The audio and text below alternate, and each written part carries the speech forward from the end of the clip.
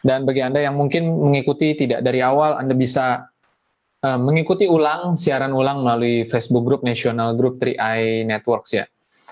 Baik, dan tadi seperti pembukaan acara kita sudah memberikan bocoran ya, bahwa malam hari ini akan ada sharing dari dua orang yang akan berbagi kisah yang real pastinya ya, dari pengalaman mereka pribadi masing-masing.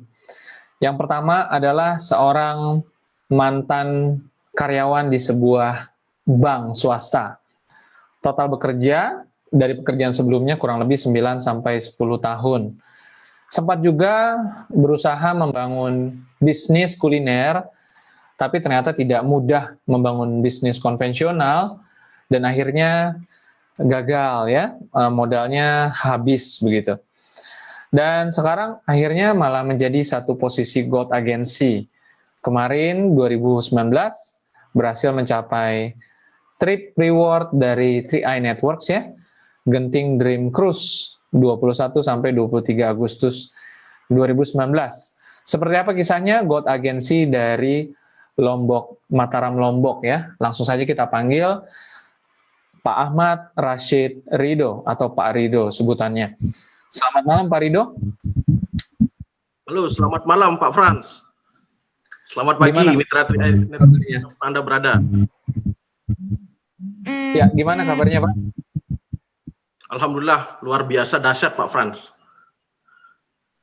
Baik, ini lagi di Lombok Timur, apa lagi di Mataram, apa lagi di mana? Lagi di Mataram Pak. Lagi di Mataram ya? Oke, baik.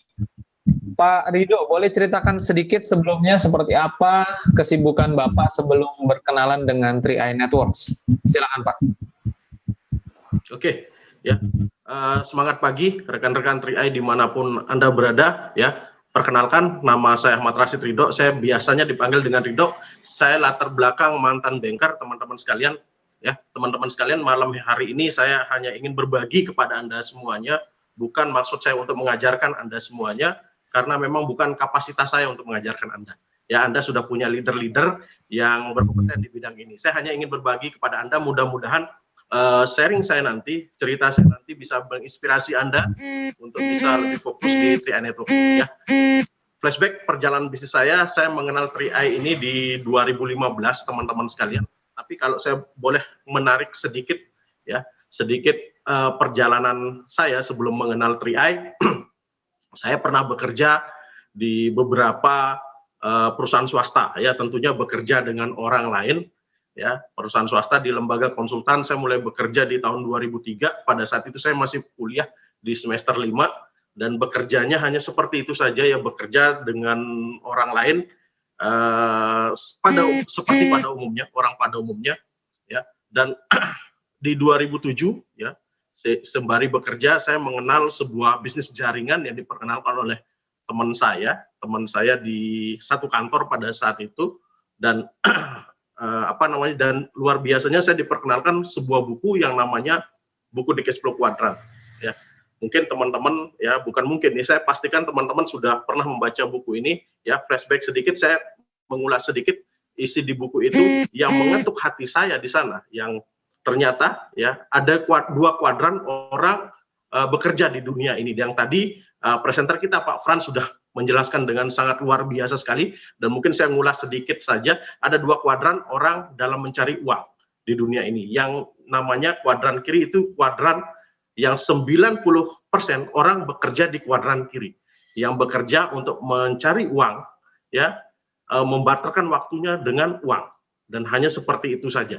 Ya, tidak ada yang salah dalam hal itu, teman-teman. Hanya saja kalau kita melihat itu ada resiko. Resikonya suatu saat kalau kita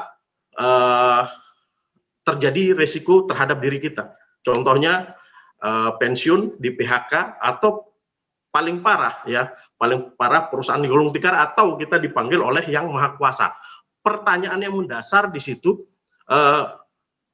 siapa yang menafkahi anak dan keturunan-keturunan kita nantinya? Nah, itu yang masalahnya di sana. Dan saya melihat di buku itu ada kuadran yang sebelah, yang di kuadran kanan itu yang hanya 10% orang mencari uang di kuadran kanan, di mana orang bekerja untuk membangun sebuah aset, sehingga dari aset itu mereka akan mendapatkan penghasilan sehingga mereka bisa mewujudkan rencana masa depan. Resiko kita tidak bisa hindari, teman-teman sekalian. Ya, resiko kita tidak bisa hindari. Yang bisa kita lakukan adalah memanage resiko itu. Ya, yang namanya pensiun, ya, PHK, perusahaan gulung tikar, ya, apalagi yang namanya tutup usia, kita tidak bisa menghindari. Ya, nah hanya saja kalau kita sudah membangun aset di kuadran kanan, suatu saat resiko itu datang ke diri kita, kita dapat itu, ya, tidak ada masalah dengan penghasilan kita. Uangnya akan mengalir terus. Baik. Seperti itu. Artinya Pak Rido pernah bergelut di bisnis konvensional karena terbuka wawasannya gara-gara buku itu ya Pak ya? Seperti apa pengalamannya di bisnis konvensional? Saya dengar 2 tahun pernah mencoba bisnis kuliner. Iya, kalau bisnis konvensional sebenarnya kepepet aja Pak, karena memang belum menemukan sebuah bisnis jaringan yang tepat pada saat itu. Dan memang di 2010 sampai 2013 saya berkecimpung di dunia perbankan dan banyak ketemu dengan pengusaha-pengusaha konvensional. Gitu sembari ngisi waktu, ya, sudahlah coba ada modal sedikit, saya coba membangun sebuah bisnis konvensional pada saat itu Pak. Gitu. Tapi ya itu tadi mungkin pengalaman yang kurang di bisnis konvensional, ya tidak hilang di situ. Ya sudah, nah hanya saja saya dari di 2012 saya tidak berhenti mencari sebuah peluang bisnis jaringan, ya, karena semua bisnis jaringan ini adalah sebuah bisnis yang bisa memberikan masa depan yang luar biasa sekali, ya. Nah, teman-teman, kalau kita bicara sukses, kalau bagi saya sukses itu punya 3 kebebasan atau 3 freedom. Yang pertama kebebasan finansial. Ya, yang kedua kebebasan waktu dan kebebasan pikiran. Itu menurut saya orang sukses. Banyak orang di dunia ini orang sukses, tapi saya pastikan mereka tidak punya 2 kebebasan, bebas pikiran dan bebas waktu. Mereka mungkin secara uang, mereka banyak uang, bebas secara uang, tapi mereka saya pastikan tidak punya 2 kebebasan, bebas pikiran dan bebas waktu. Dan orang sukses punya ketiga-tiganya sekaligus. Dan di 3i Network ini kita bisa mendapatkan 3-tiganya sekaligus. Dan itu di 2015, akhirnya saya menemukan di 3i Network ini. Seperti itu Pak Pan ceritanya. Ya, siapa yang mengajak Bapak pada saat berada di bisnis konvensional? Apakah sedang masih aktif, lalu diajak ketemu sama teman lama, atau seperti apa ceritanya? Ya. Waktu itu saya kontak dengan teman saya di Bali, ya, saya tanya kepada dia, bro, kamu ada bisnis enggak? Ya, kebetulan waktu itu dia bilang saya punya bisnis, dia bilang seperti itu.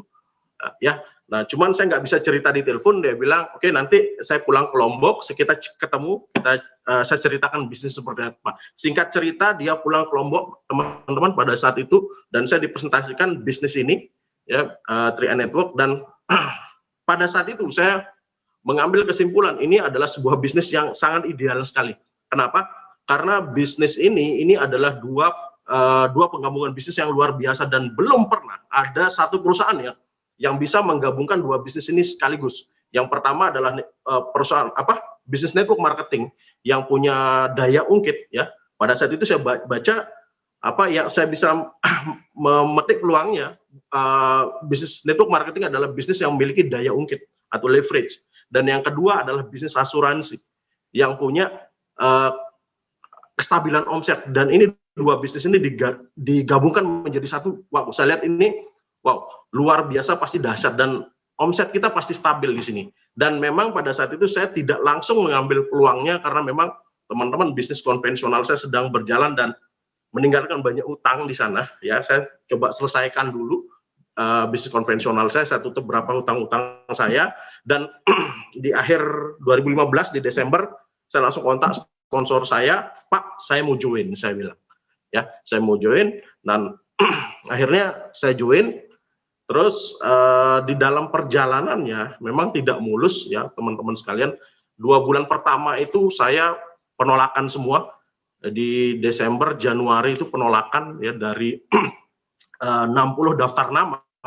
Saya pribadi itu semua menolak saya, teman-teman sekalian. Tapi alhamdulillah saya tidak patah semangat di sana. Saya fokus dengan dream saya, dengan impian saya, karena begini.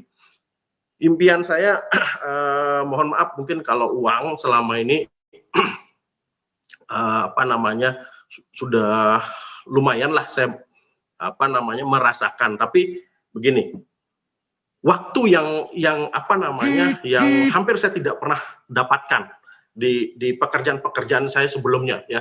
Dan saya pernah mendengar sebuah quote, kalau kita kehilangan uang 1 juta, kita masih bisa cari lagi. Tapi kita kehilangan waktu 1 detik saja, kita nggak bisa beli lagi, teman-teman. Dan ini yang membuat diri saya akhirnya merasa tidak nyaman.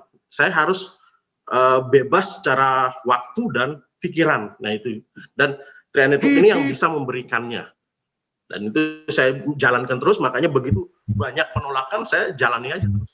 Jalani terus, dan teman-teman kalau buka tadi slide saya di awal, ya memang saya lama sekali saya naik peringkat, teman-teman sekalian. Ya saya join di Desember, ya tim agensi baru di Agustus, ya hampir 1 tahun saya baru naik peringkat, teman-teman, di tim agensi, karena jujur banyak sekali penolakan. Teman-teman saya di daftar nama saya itu sudah basi artinya mereka tidak mau ketemu sama saya. Kenapa? Karena dari daftar nama saya rata-rata mereka saya pernah tawarin bisnis MLM sebelumnya. Jadi kalau mereka ketemu sama saya, mereka ternyata ngomongin saya di belakang. Ya, kalau Ridho ke rumah, kamu pasti ditawarin MLM. Jadi mungkin alergi ketemu sama saya. Ya, mungkin takut ketemu sama saya, lebih menakutkan saya ketimbang hantu mungkin, teman-teman sekalian. Ya, seperti itulah. Makanya banyak sekali penolakan-penolakan yang saya alami, teman-teman sekalian. Ya, sehingga hampir 1 tahun baru saya naik ke tim agensi, ya. Alhamdulillah 2 bulan kemudian saya di leader agensi, tepatnya di Agustus sampai Oktober 2016 baru di leader agensi, ya. Terus di Mei 2018 dilayakkan alhamdulillah di bronze agensi, di Februari 2018 itu dilayakkan menjadi silver agensi. Alhamdulillah kemarin waktu di Juli 2019 saya dilayakkan menjadi seorang gold agensi, dan sampai hari ini saya masih terus berjuang dengan tim-tim saya untuk mencapai peringkat-peringkat selanjutnya, dan ini belum puncak, masih ada beberapa peringkat lagi, dan tantangannya sungguh luar biasa sekali. Bukan perkara mudah, tapi bisnis ini tidak juga susah, teman-teman sekalian, ya. Bisnis ini akan menjadi sulit kalau kita tidak mau belajar. Bisnis ini akan menjadi gampang kalau kita mau belajar dan kita tahu caranya, teman-teman sekalian. Yang penting teman-teman terus belajar, rendahkan hati Anda, rendahkan ego Anda, ya, terus belajar. Karena tugas kita di bisnis ini ada 2, selain action, yaitu belajar. Action saja tanpa belajar, bisnis Anda tidak punya arah yang benar, teman-teman sekalian. Belajar saja tidak pernah action, teman-teman sekalian, itu juga percuma. Hasilnya juga nggak ada. Jadi dua-duanya ini harus seiring sejalan, ya. Kayak orang mengayuh sepeda itu, ya. Belajar action, sehingga ya lama-lama Anda akan menjadi seorang profesional di bidang ini. Dan satu hal yang saya ingin katakan kepada Anda, jika Anda bisa membaca peluang ini, ya, bisa membaca peluang ini, ambil segera peluang ini dan putuskan segera menjadi profesional di bidang ini. Karena saya melihat banyak pemain-pemain bisnis jaringan di luar sana yang gagal, teman-teman sekalian. Bukan perkara perusahaannya yang jelek, bukan perkara bisnis yang tidak bagus, tapi perkara yang masalah yang ada terjadi di dirinya sendiri sebenarnya. Dia hanya ikut-ikutan saja atau stay di level amatiran, ya, tidak meningkatkan dirinya menjadi seorang yang profesional di bidang ini. Ya, itu yang saya banyak melihat di luaran sana. Makanya jangan pernah mencoba, teman-teman sekalian. Jangan coba-coba artinya setengah hati, ya. Kalau memang mau fight sekalian gitu loh. Kalau saya seperti itu sih saran saya kepada Anda semuanya, ya. Oke, baik. Karena Ridho, untuk mencapai posisi gold agency ada tahapan-tahapannya, ada prosesnya, seperti tadi ceritanya ada banyak kendala dan tantangannya. Nah, penolakan sudah disebutkan. Yakin jaringan rontok juga pasti ada dan sebagainya. Downline yang tidak teachable, apapun itu. Nah, selain belajar tadi tentunya apa pengalaman Pak Rido yang mungkin bisa dibagikan dalam menghadapi situasi-situasi seperti tadi. Contoh saja misalkan jaringan rontok. Nah, apa yang Pak Rido lakukan ketika menghadapi situasi seperti itu? Ya, begini teman-teman sekalian ya, memang banyak hal yang saya sudah hadapi di bisnis ini, termasuk jaringan rontok, yang jaringan tidak reachable dan lain sebagainya.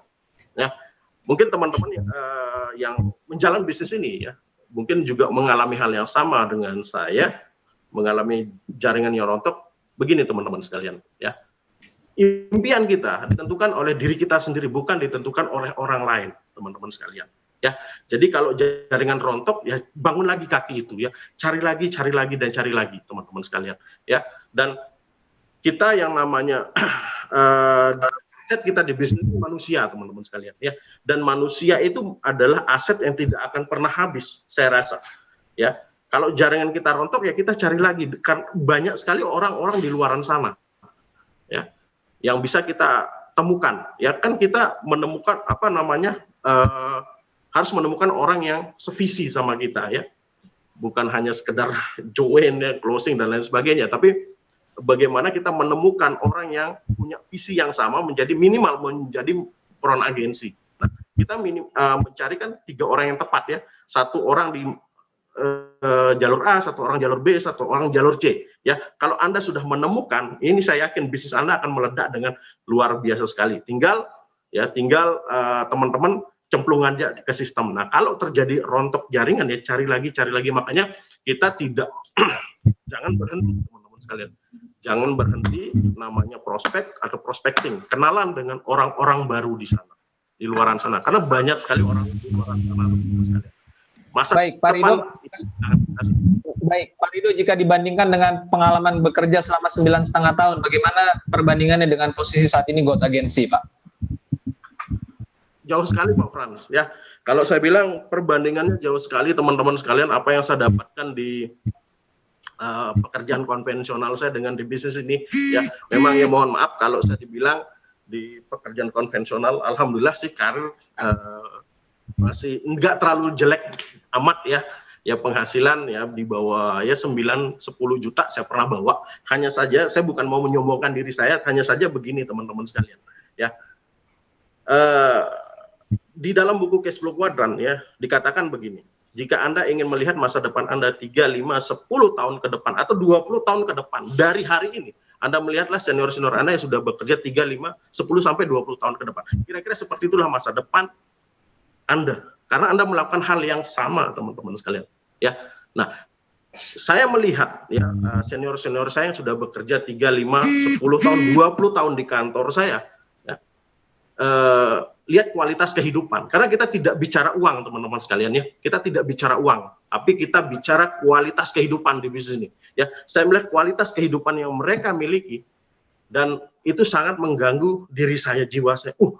Saya melihat bukan kehidupan seperti ini yang saya dambakan, bukan kehidupan yang seperti ini yang saya impikan.